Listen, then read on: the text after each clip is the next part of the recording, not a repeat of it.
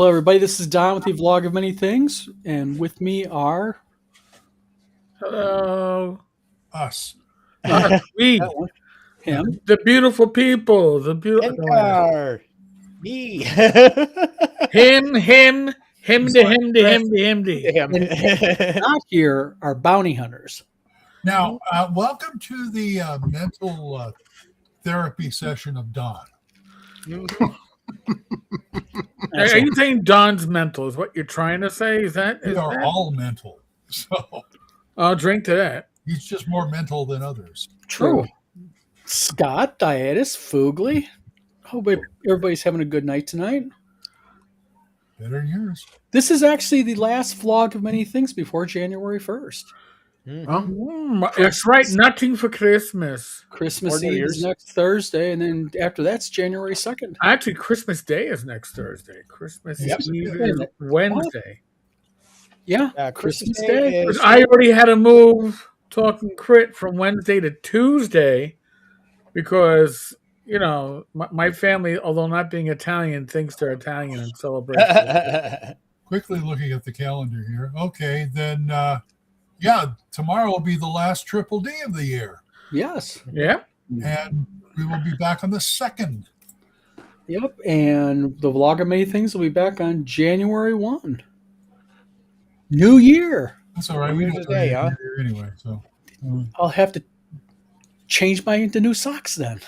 Oh no. well, I New know, socks. Oh, my God. I know Eric's got some special end of year program coming up pretty soon. So, Yeah, we all get liquored up on and just invade his channel on. Okay, so here I'll give you a quick wrap up. New Year's Eve is a Wednesday night. Right. So New Year's Eve from 8 to 10ish, we're going to have the normal Talking Crit with myself, Bad Mike, Jim Kitchen, maybe a guest or two. We'll see. And then at 11:30 New York Eastern Time, Rach and I will be back with an open invitation to our community to pop in, join us. We're going to stay on from like 11:30 to 1:15 or so. yay. We're going to pop open the champagne at midnight. It'll be a blast, and I'll be in pain the next morning. And blasted. Are you going to be in pain because you drink champagne or because you stay up past 11? Well, I'm going to be in. Listen, I stay up past 11 all the time.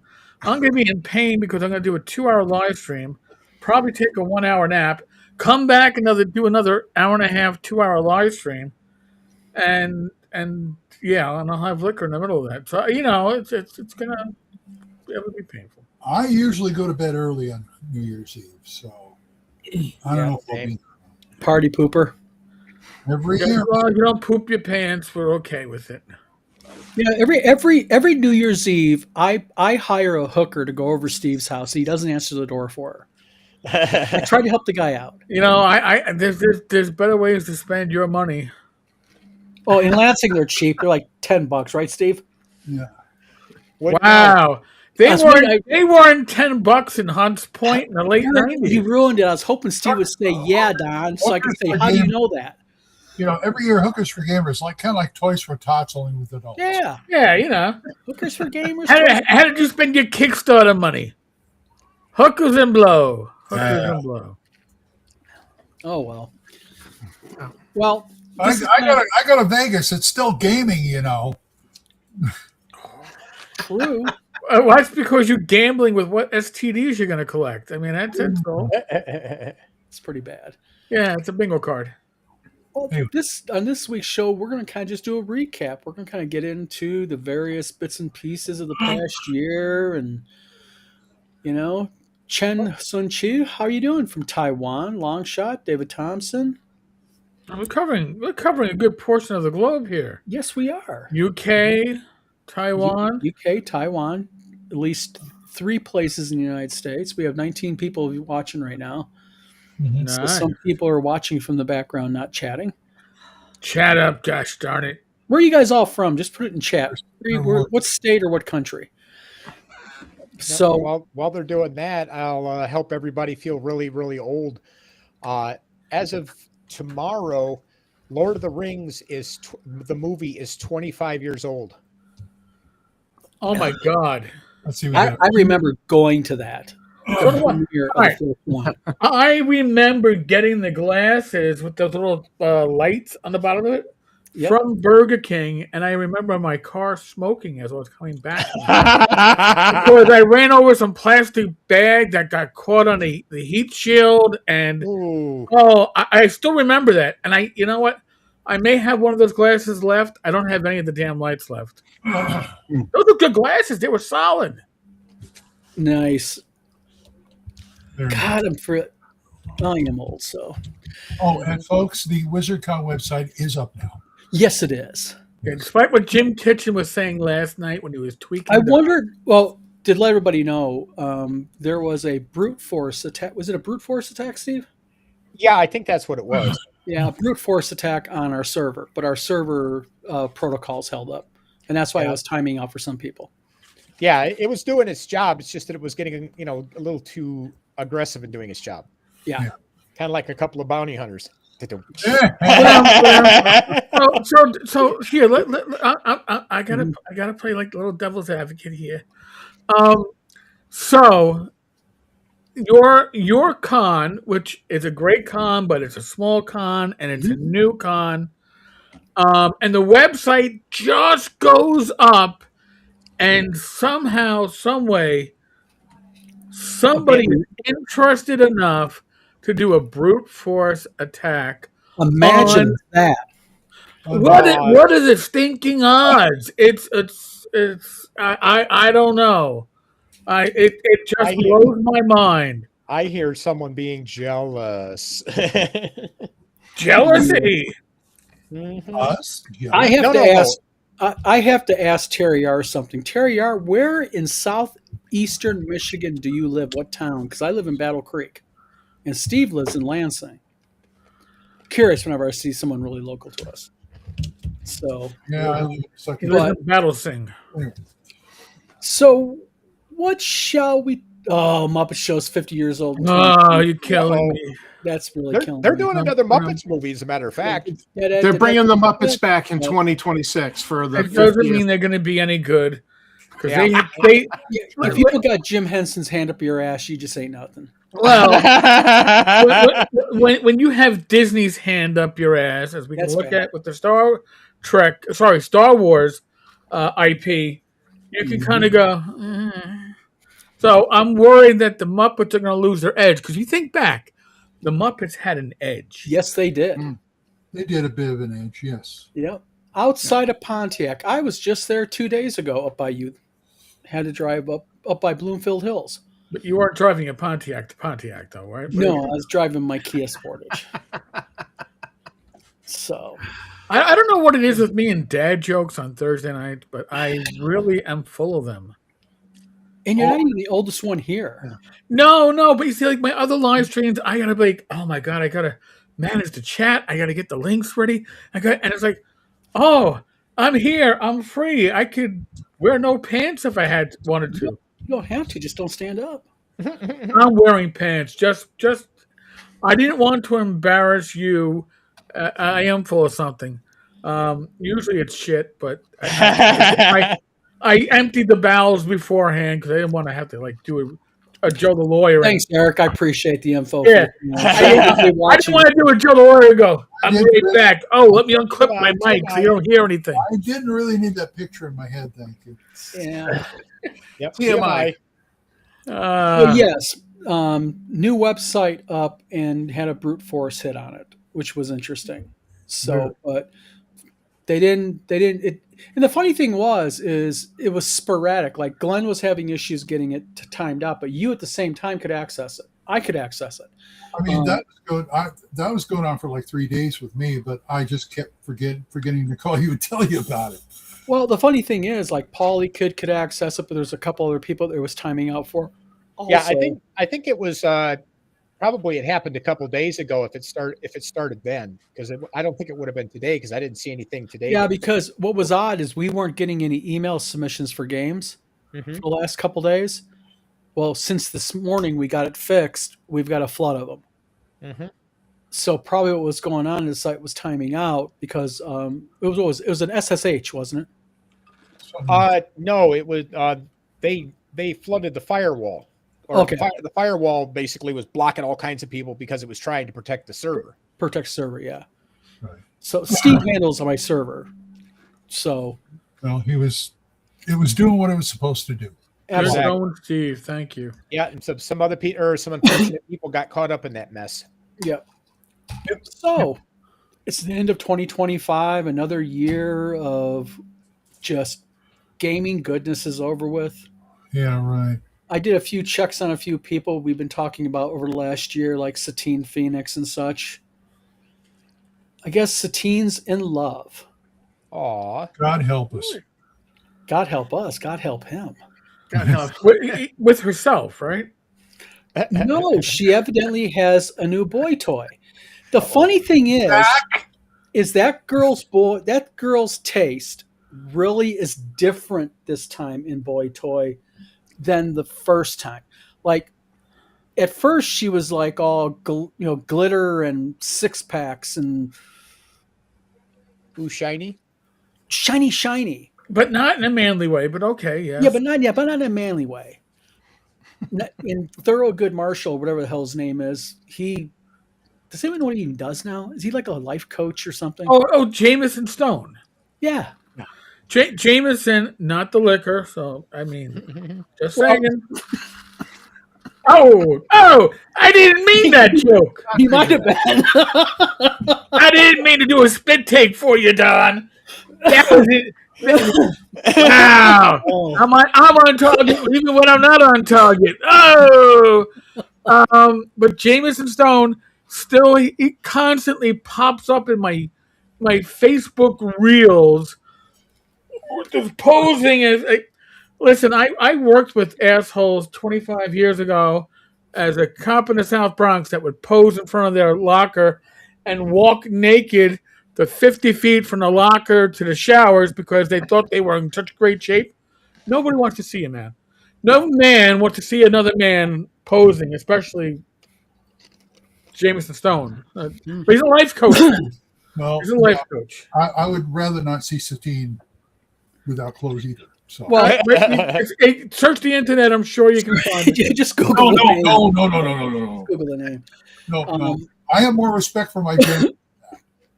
Yeah. You want to be able to eat tomorrow. Yeah. No, Now she looks like she has latrine squeezins. Well, it's really weird how you mentioned latrine and her in the same sentence. Oh. Naughty. I will be expecting that lawsuit in the mail. Or C and D at least. What's going on with Zach Smith lately? Yeah, what is going on, Eric? Explain this to us, please. I listen. I can't explain it. Literally can't explain it. All I know is that he says that I was the person named in an article where I was never named in, but they're talking about me by never naming me, and I was kind of like, "Well, show me where I am." That's exactly you, and I'm like, "Okay." I actually bowed out of the conversation when it got to the point was he was having TDS, tank card, distress syndrome or derangement syndrome. Apparently, he sees me everywhere. So, this is the first time I've spoken his name in public, probably in years. But don't say it like 3 times in a row because you'll appear on the show. Yeah, and I'm going to leave it at that because there's nothing that can come of it. I will say what I always say about him: when he's on point, when he's on target, when he's putting his 110% effort in, he's one of the best creators in our hobby. He really is. Yes. Red and Pleasant Land is one of the best 5 RPG products probably of all time. And I still hate Vornheim, and I think it's shit. I love Vornheim. This is where we disagree. I love Glenn, but he has no taste. Okay? But I was sent. All his taste is in his mouth. I love Eric, but he has none either. There you go. But I will say one thing, and I am saying this independently because I have a right to offer my personal opinion on something here. I do not see where his art is on point. It's artsy fartsy, yes. Yeah, listen, he has had art shows. I know Joe the lawyer. I think met him at an art show one time. In the village. Where did Zach Smith go to college? I like his stuff, as far as it goes. I mean, Remember, you said this guy could write illustration. I think he's a better writer than he is an artist. That's my opinion. But well, my thing is with Zach is I understand he's a talented game designer, but his art is just for me. I mean, he basically takes photographs. It looks like to me, at least, he takes photographs and then traces them of nude women, and then he kind of adds like splashes of what was that? Color here and there. Doesn't he have like a book out that did he have like a porn career like him and Jameson Stone? Already moving on. He did have a porn career. I think he had a book about that. I think Bad Mike read the book. Bad Mike takes a hit on a lot of things. Shame, Bad Mike, wherever you're at. I don't think it had pictures. I think it was all words. Okay. Yeah, I wonder, is he still doing the D&D with porn stars? I think that ended years ago. Oh, Okay. Wait a minute, hold on, stop right now. He played D&D with porn stars, and it was like a thing. Yeah, it was a blog. It was a blog, and it was also like a video, but not on like YouTube, on like one of those websites back in the day. Yeah, probably something that would not allow on YouTube. I saw a couple of entries in a couple of videos, and all I could come to the conclusion was, man, you have really bad taste in porn stars. These were ugly, Well, I believe that they all had a shtick. They they tend to have a shtick. They also had STDs, but again, that's on the bingo card, and I'm not playing that bingo card game. The only bingo card game I play is the Rob Conley, where we it's like, oh hey, we're talking about reach around. Okay, there's a Rob. Oh, mapping. Okay, LARPing. Okay, that's the bingo card. I don't play the STD bingo card because there's only losers in that game. Only losers in that game. I look at the girls he was playing with, and it's like, man, that'll put me off for quite a while. That's it's going to fall off if you go near any of them. So in other words, this is what make you join a monastery. Yeah, and not everybody can be Satine Phoenix. Remember, Glenn. Well, I guess here's the other thing too, right? These are the ones that want to play D&D. Oof. Well, at least they want to play D&D. Yeah, let's. But it was during the 4E era, if I recall correctly. So it was. It was like a 4E 3.5 mishmash. So, and I use mishmash very loosely in this term, but yeah. I was about to say, there's so much I could be pulling. Yeah. I've been being very good for the last 10 minutes. Yeah, emphasis on the mash. So what else went on in the last year that was interesting, gentlemen? People in chat. Let me see. WotC was pretty quiet this year. WotC. Yeah, WotC was. We had the after effects of like the Mexican orcs and the baking dwarves. But I think the biggest thing with WotC is that the haters of anything early 5e and prior left the company and are now at Darrington Press. So they can only WotC can only rise without that dead weight. They were trying to erase everybody that came before them. 5e 2024 was them putting their stamp on D&D forever. But you see, the latest thing happening right now over Stranger Things is causing a lot of butt hurt. Sorceress? Is it the sorceress thing? Yeah, like like 5 freaking different guys had to make the same post. There was no such thing as sorcerers in AD&D. Yes, Ninth level magic users, if I recall correctly. Well, yes, there was okay. sorcerers in AD&D actually under the magic user class, and people are like, "Yeah, but Stranger Things says that there was a class called sorcerers," and they're acting all butthurt. Yeah, well, Stranger Things Aw. says a lot of stuff. Well, like I said to one guy today, I said, you're just looking for attention. You got your attention. You got your 5 minutes. You got 375 posts on your little comment. You're probably sitting back feeling fulfilled, but you're full of shit. Yes, there were sorcerers in AD&D, and if you played the game really, you'd understand that. Well, Right. Now, let me ask this. yes. Did because I think most of us probably played AD&D. A little bit. I played it in my life. A lot. Yeah. So Just a little bit. did you did you really pay attention to the level My group. titles? Yeah. My group. did. Actually, hold on. Actually, I did. Yeah, I did my not. Group, yeah, my group did. I should time out. My group in the Poconos did. My group in New York didn't give a flying fig Newton. They didn't care. It was literally everything about gaming in the late 70s through the mid to late 80s was very much by table. And my table, I was in like basically two different regular tables, weekends and summers in the Poconos. New York, I had my local group, and it played like almost like two different games. But I was playing Yeah. AD&D 1E. Yeah. So I mean, that just shows you the magic of the game in itself is that it's just different things to different people. That's Yeah. right. But for people to act, I mean, they're literally acting offended in the AD&D groups over this. Fugly, I believe it was ninth level magic users, if I recall I think correctly. it was 8th. All right, we could be off. I don't Yeah. listen. My Don't expertise. make me look it up. It was Oh, the I title. don't have it my was the title money book. before Wizard. It was the title before you got the name Wizard. Well, wizard was 11th level, so Hey, Chubby likes random tables. Well, we all do. Level 9. Excuse me. Sorcerer Necromancer. Wow, really? thank you. I'll be here all night. Nope. Only 2. Level 9.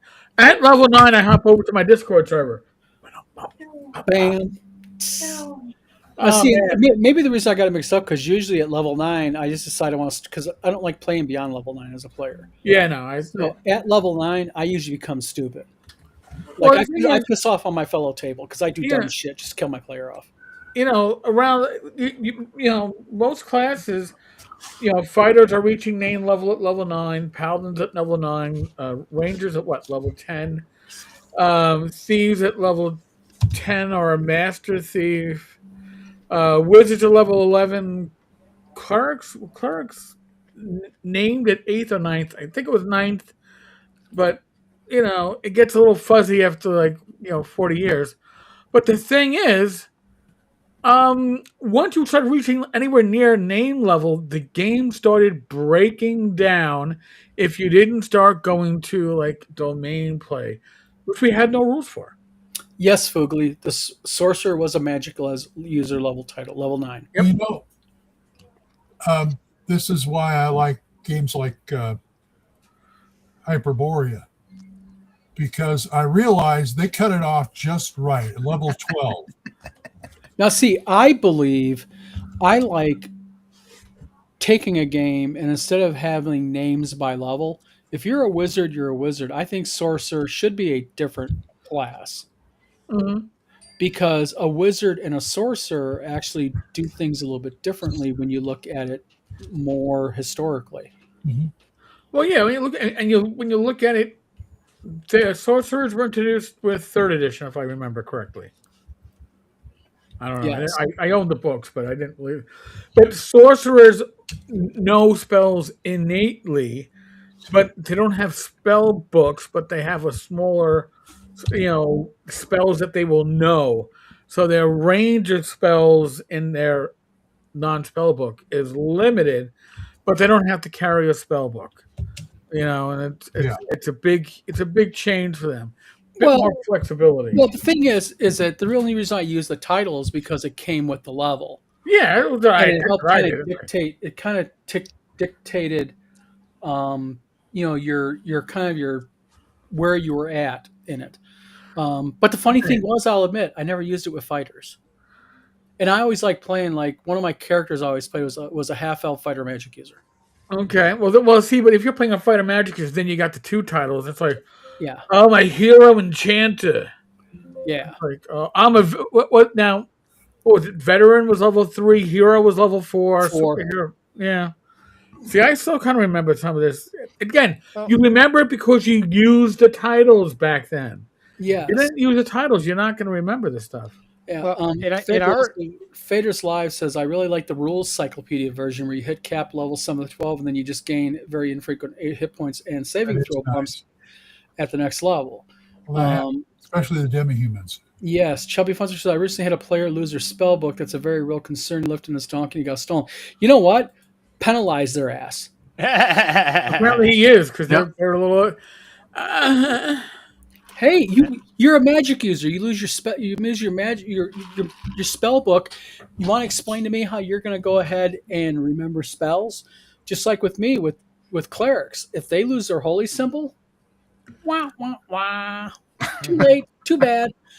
Yeah. You know? Well, like I was trying to say here just a second ago, one of the things we did in our game, the one that we made in high school, is as you went up, you obviously you learned more spells as you went up, but you also got basic truncation. Like you had the longer cast time was because you had to. And you had to chant the entire spell, but then as you got stronger, you could shorten your spells down to the point of literally by the time you were up near the top, you just go fire, and it did you just call the name and the whole spell cast on its own. In your system, basically, the spell casting time took less time the higher level you went. Right? Yeah, you learned Because spells the and your theory spell was casting you knew got it better. shorter. Yeah. Yeah, and that was great because like you could get into these big fights, like you get like a horde of orcs there, and instead of your poor mage is over there, reciting the Encyclopedia Britannica or Spelltanica or whatever, he just comes out there like fire, fire, lightning, fire, lightning, fire. It was great. It's sit there just tank dudes, just like auto mode or something. By the time you got to that level, Interesting. mm-hmm. Yeah, it's kind of like the way they do it in anime. Yeah, Yes. in a sense, yeah, it kind of was. In fact, the old D&D stand-up video game, I still remember the female elf. Whenever she'd throw a spell, it's like Madre Miso! Oh, don't start pulling a Jim Kitchen on us, okay? Yeah. By the way, Terry R makes a point, and I vaguely remember this. I may have this in my collection.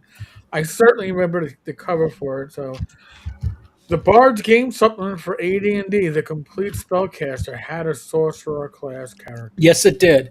And also, this is not AD&D, but didn't Dragon Magazine have a sorcerer? I would not. I don't know. I thought I should call Tim and ask him. Tim, get up. Yeah, I talked to Tim for about an hour the other day. I should have asked him that. the Dragon Deck should be able to tell you. Yeah, either to ask Google. Google knows everything because it has AI now. Would you like to have Google assist you with AI? I guess. Yeah. Oh, I guess Google doesn't like the term "fuck no." Okay, Dragon Magazine did not have a standalone sorcerer class until later editions. Okay. Good enough Yeah, for but me. what later editions? Third. I know there was a sorcerer class in Unearthed Arcana, but that was 5e. Yeah.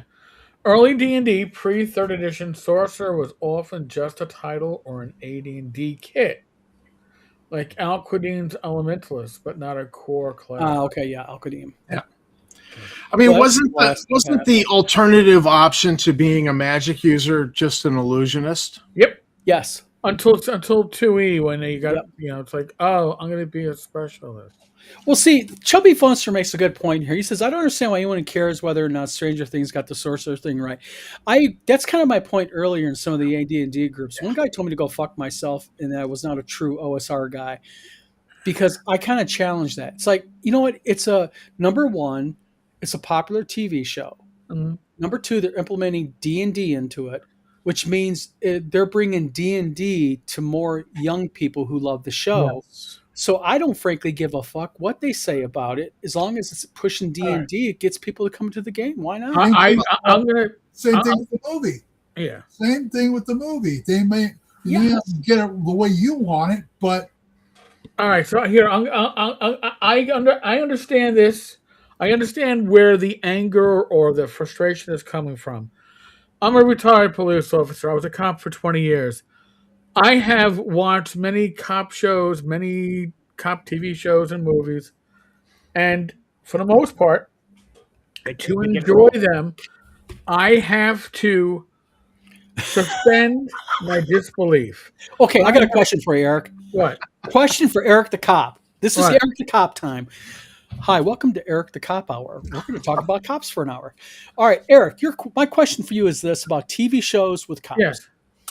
Do you believe that Hill Street Blues was a I think Hill Street Blues, personality-wise, it was definitely on point. Just Okay, like I have been told that by my ex-brother-in-law. Who's the chief of police. Barney Miller was for detectives spot on. The Job with Dennis Leary, I saw that and holy crap. Brooklyn South, it only lasted one season if I recall correctly. In the late 90s. That show, there were parts where I had to suspend my disbelief, but they were minor parts. I could live with it. But now movies like what was it? The Bruce Willis movie 22 Blocks, where he's got to get somebody 22 blocks from one location to the other. Oh, he's wearing that sign. It was no, but they're trying to kill like this witness, but then he's actually going to be the assassin, even though he's like a second grade detective. There was so much bullshit in that movie, but I really had to step back and go, don't think of it as a cop movie. Think of it as an action movie, and you got to dumb yourself down to enjoy it. And when I did that, I was like, oh, all right, I can enjoy it. Because that's not about Stranger Things, though. Well, here's the thing.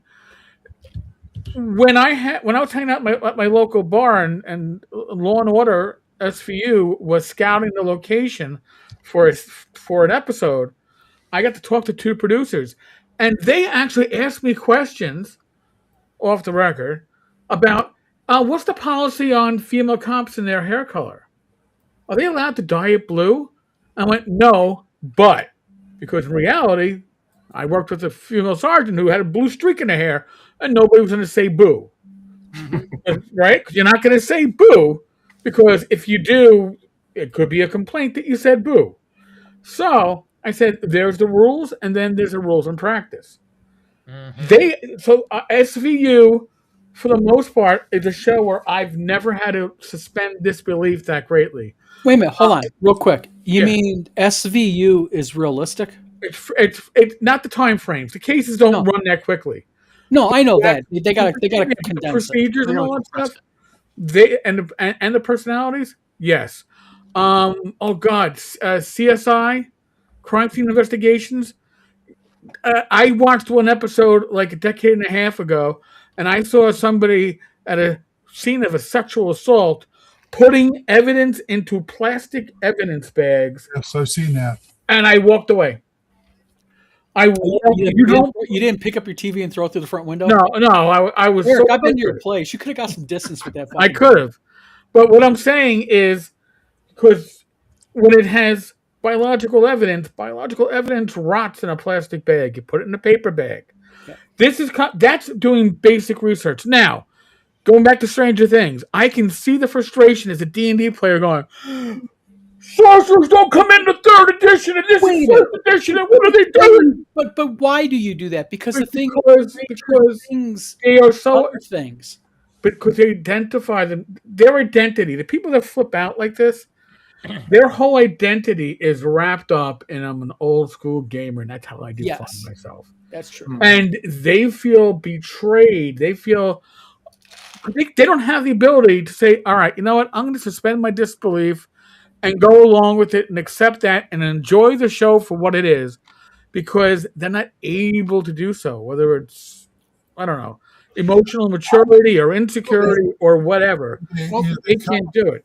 Let me play devil's advocate here. And and say, look, that's probably that mistake in Stranger Things probably represents the fact that the writer never played AD&D. Probably.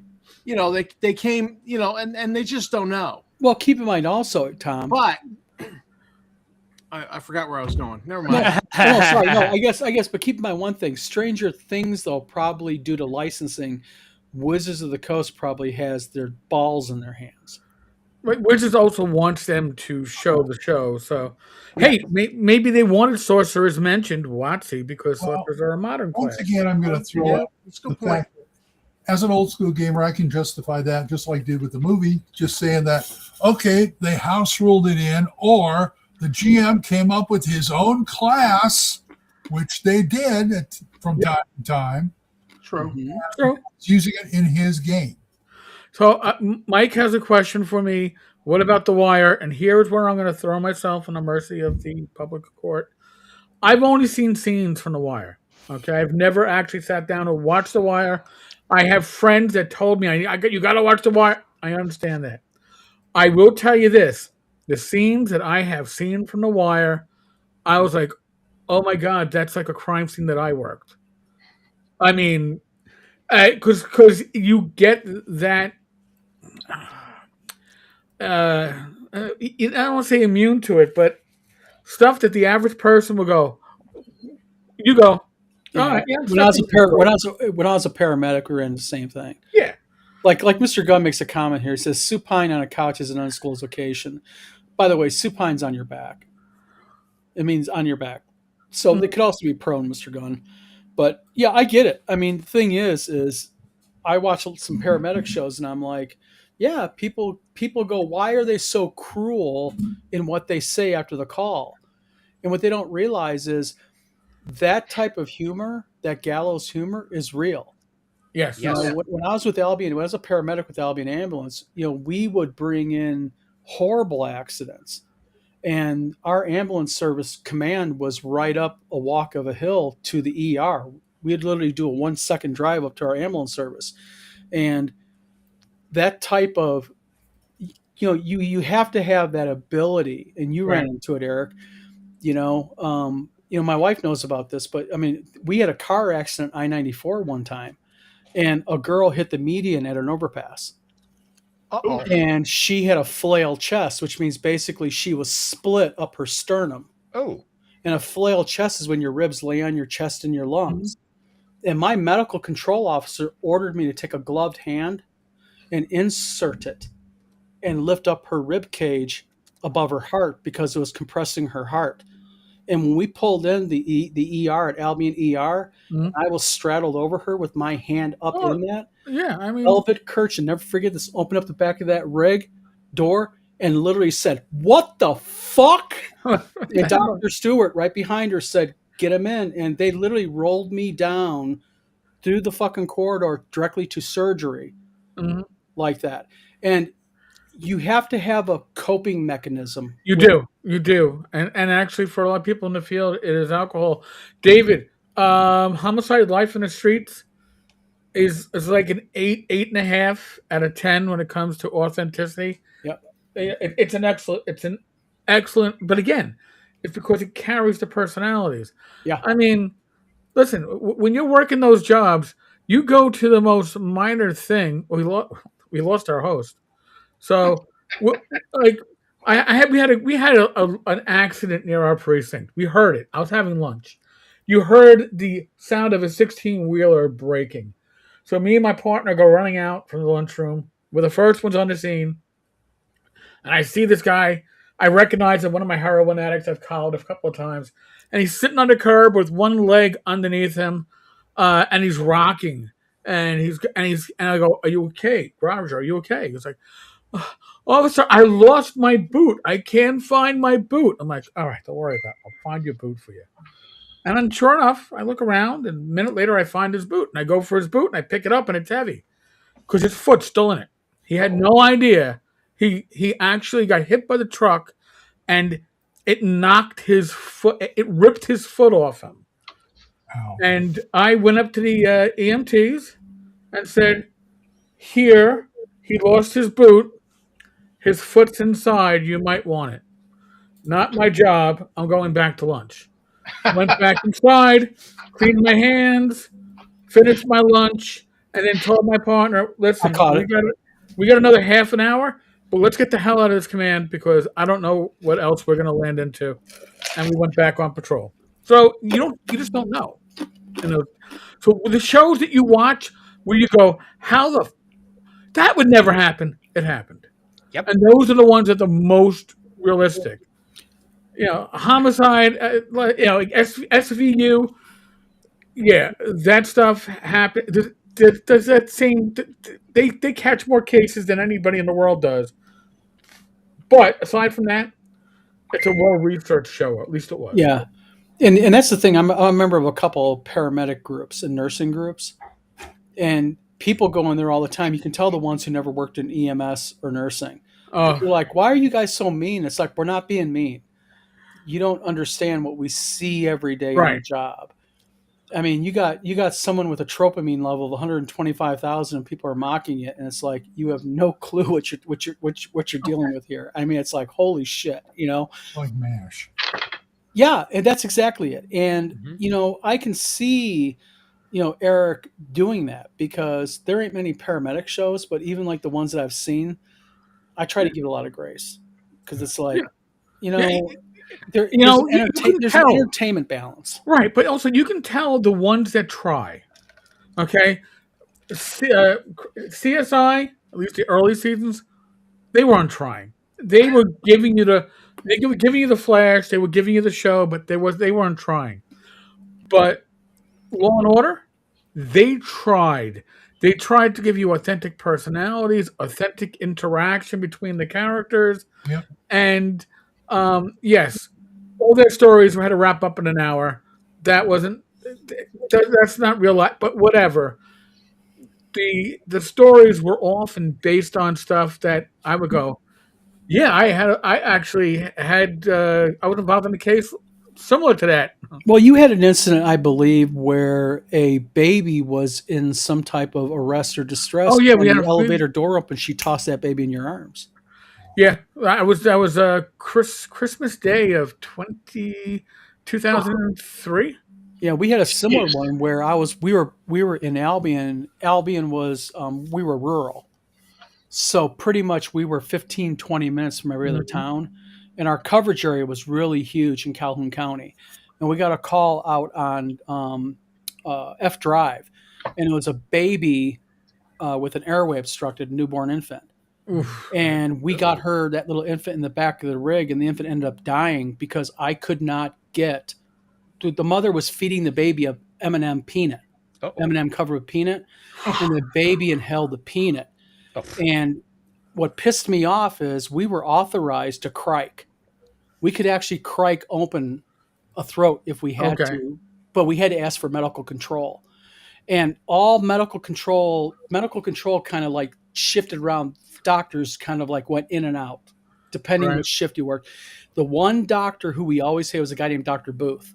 He was a family practitioner in Homer, and he denied everything.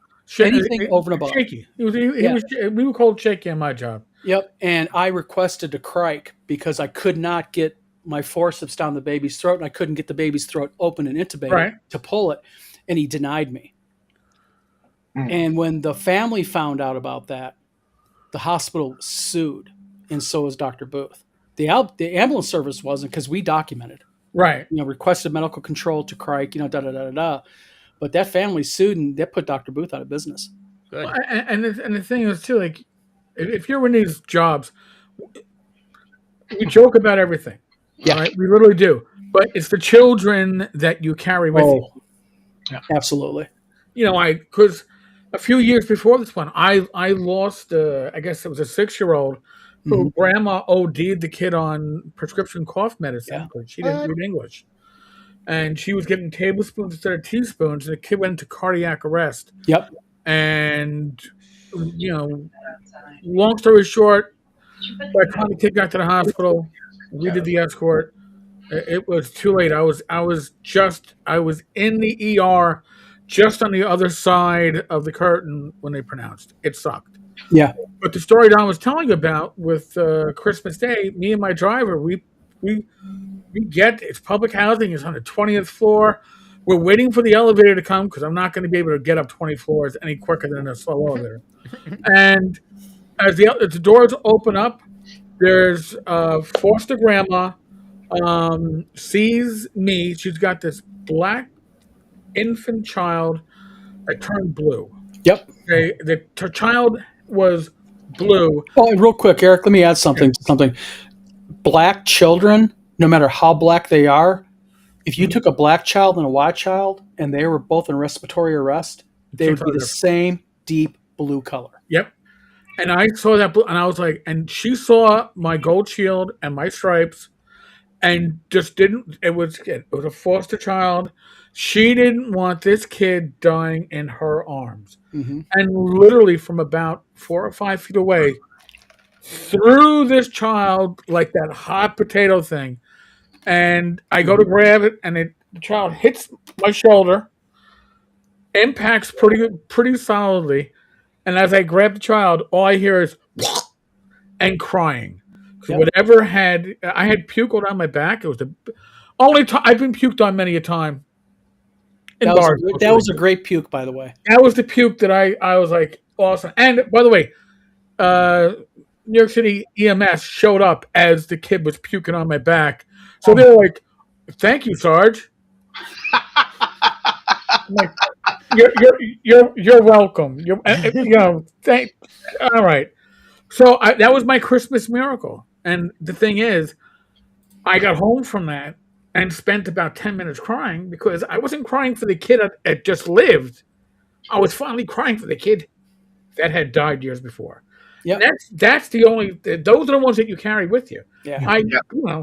Other stuff. Like when they're adults, you just kind of you go, all right, life sucks, and you move on. And that's very true. You do that, and and it's really weird things that triggers you too. Yep. Like a baby crying bugs me because a baby crying to me always brings me back to that infant on After I've, and like you said, the adults. The only thing about an adult that bugs me is women's facial makeup. Because we had a cold Sunday morning, and we got a call for a cardiac arrest elderly woman, and we get there, and it was an elderly woman. She was shoveling the snow in her driveway, and she arrested. And we get her a rig, and she was diaphoretic, which basically is she was sweaty and wet from the cold, in the snow and everything. And I was at that time I was just an EMT specialist. I wasn't a paramedic yet. Right. So we had to give in mouth to mouth with us was always optional back then. It was an optional thing. And I asked the husband, does she have any diseases? And he said, no, she doesn't. All right. So I opted to give mouth to mouth to her. And she had that thick old lady paste makeup on. Yeah. Yeah. And I'm giving her mouth to mouth, trying to give her shit. You end up trying to give her mouth to mouth. And that even today, that just, I can taste the makeup in my mouth right now. I'll make sure, Don, if you ever have to give me mouth to mouth, I'm not wearing any makeup. I was a nurse's aide for 10 years. And I remember saying to one of the RNs that, oh, geez, my CPR certification expired. I need to get it renewed. And she was like, don't. She goes, because if you don't have the certification, you don't have to perform mouth to mouth. And you really don't want to perform mouth to mouth. That's the thing. I'm in working Michigan, at a nursing home.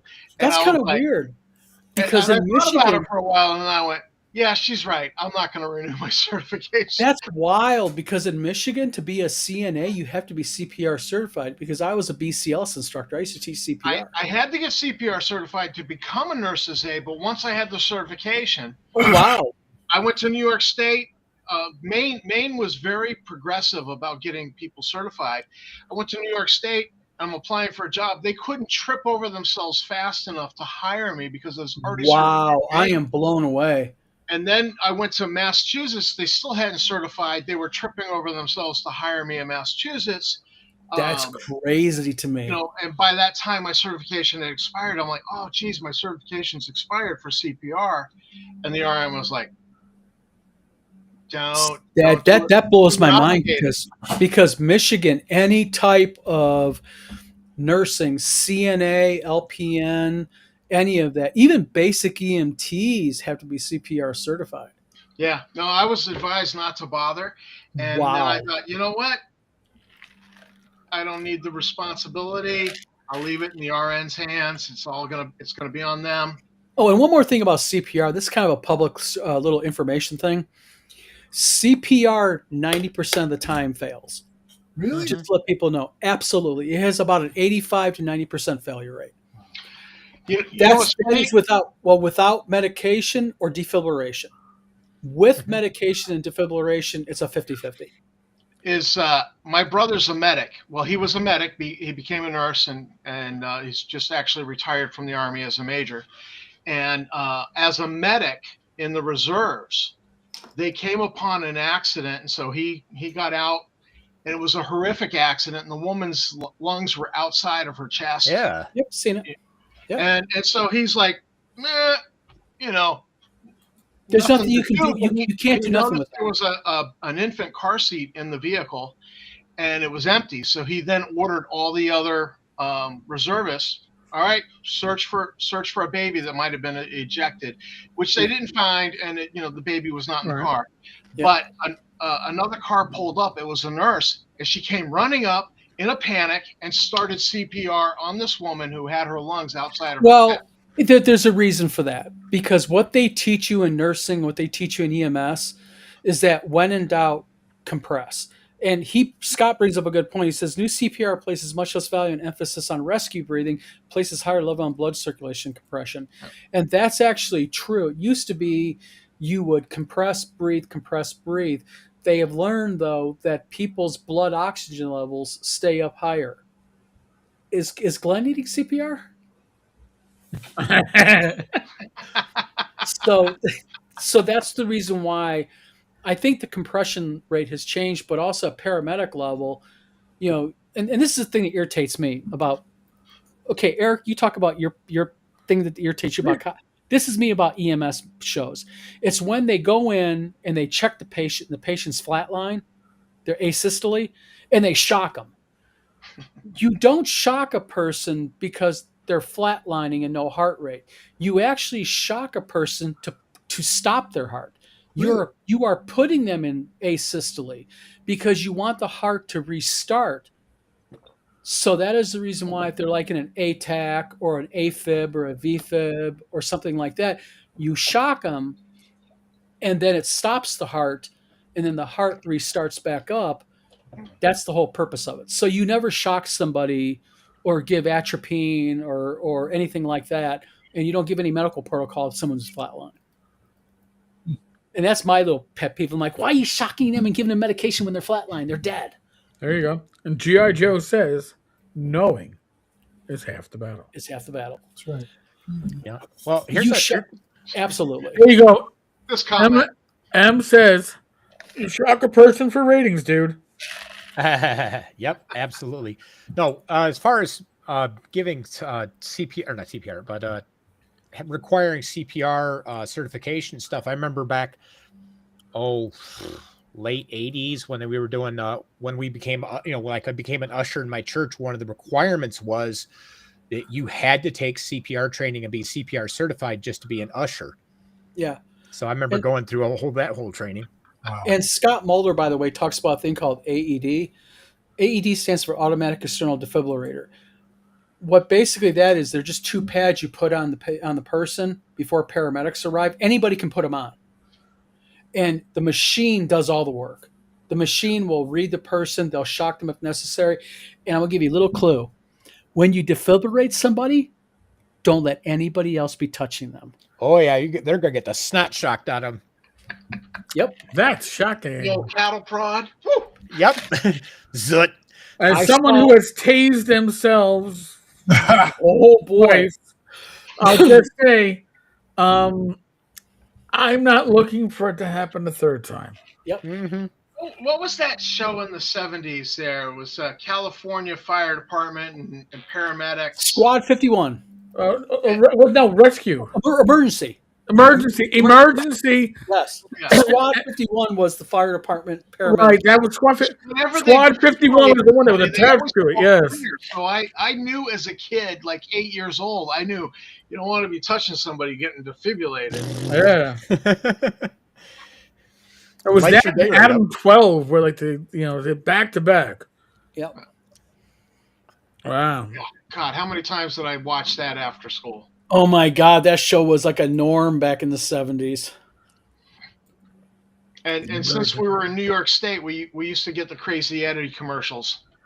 Crazy Eddie. Are insane. God, Mulder goes, well, if they're touching you, you may have a second person arrest.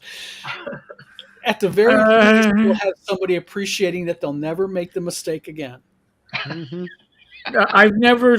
I don't know of any cop shows that have the cops using a taser for a medical emergency. I don't think that's medical protocol anywhere. No.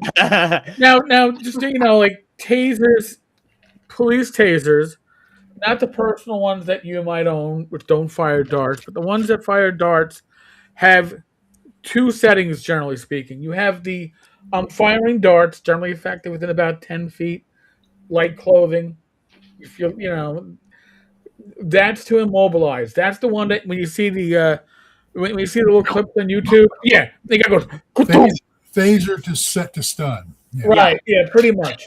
But the other setting is I'll call it what we generally call it, which is compliance.